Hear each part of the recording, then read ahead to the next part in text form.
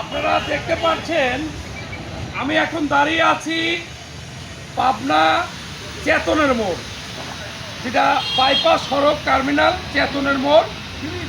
এই যে মাসুম বাজার এলাকা, যে সরকারি বাংলা কলেজ বা টার্মিনাল ডুবে আছে, এই ডুবার পিছনে কারণটা কি? কারণটা হচ্ছে যে যথাযথ কর্তৃপক্ষের দৃষ্টি আকর্ষণ নেই।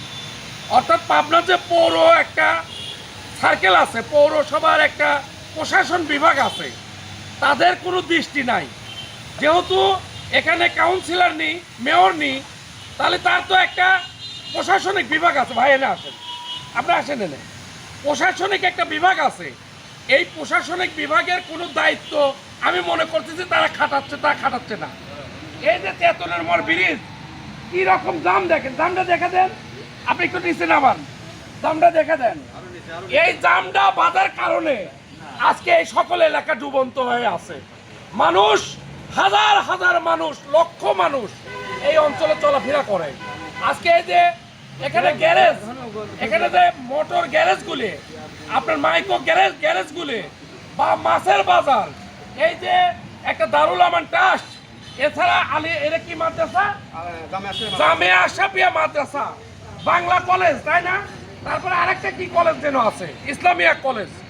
এই সকল কলেজগুলো এই যে ডুবন্তর কারণ এই পৌরসভার কর্তৃপক্ষের দৃষ্টিতে দেখেন কি করতেছে, এগুলো পরিষ্কার করে না। তা আমি সরকারের দৃষ্টি আকর্ষণ করব যে এই যদি প্রশাসনিকভাবে উদ্যোগ নেওয়া যায় তাহলে শহর পরিষ্কার রাখা সম্ভব। শহরকে ভালো রাখতে হলে নিষ্কাশনের ব্যবস্থা আগে করতে হবে। এটাই হচ্ছে 370 টাকা বেতন, কাজ করে না। এই যে কাজ করতে 2000 টাকা বেতন দিলেও কাজ করে না। 370 টাকা বেতন। আপনার বেতন কত? 11,500 টাকা। ছয় পারের চেয়ে বেশি কাজ করা লাগে। 11,100। এই যে তার জন্য কাজ হয় না। আজকে পৌরসভার দৃষ্টি আকর্ষণ করব এবং পাবনা জেলা প্রশাসক, আমাদের মাননীয় এমপি অ্যাডভোকেট শামসুর রহমান শিমুল বিশ্বাস সহ সকল কর্তৃপক্ষের দৃষ্টি আকর্ষণ করব যে এই সকল এই পানি বাইর করার যে ব্যবস্থা আছে কিন্তু ব্যবস্থা করছে না। তাহলে আপনি এদিকে আসেন, এই পানি কোন এলাকা বেঁচে যায়, এদিকে আসেন।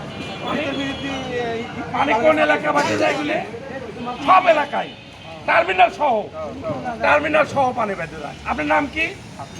আপনি কি এখানকার মালিক? রনি ভাই। আপনি রনি ভাই? তাহলে আপনি এই লাস্ট টানা গাড়িটা ঠিক করে দেন। এটা লাস্ট টানা, এই গাড়িটা দেখান, লাস্ট টানা গাড়ি নিয়ে আসি, গিলাস গুলি লাগাতেন। ঠিক আছে? হ্যাঁ এই যে হ্যাঁ, ধন্যবাদ। আসসালামু আলাইকুম।